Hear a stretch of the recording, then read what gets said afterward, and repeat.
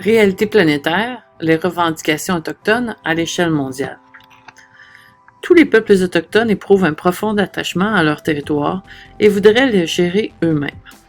Pourtant, seulement quelques-uns ont signé des ententes avec des gouvernements qui leur donnent de l'autonomie sur leur territoire.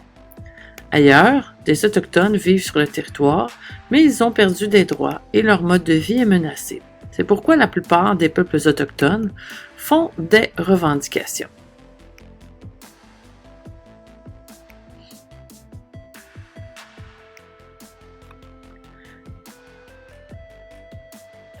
Premièrement, il y a des revendications territoriales. Elles touchent le droit de posséder, de gérer et de développer leur territoire ancestral et les ressources naturelles qui s'y trouvent. Il y a aussi des revendications économiques. Elles visent à obtenir des bénéfices économiques, donc de l'argent, des emplois, de l'exploitation des ressources naturelles sur leur territoire ou des compensations financières pour l'exploitation passée du territoire. Et il y a également les revendications culturelles.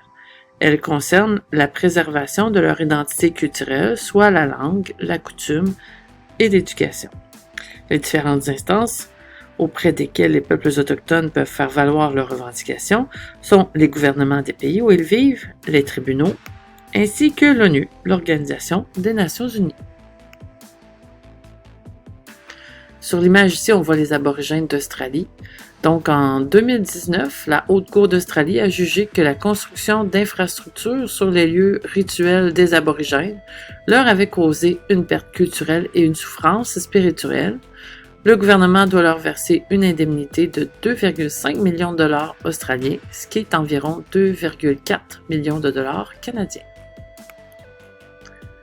Donc, comment les Autochtones s'assurent-ils que leur territoire se développe en harmonie avec leurs valeurs?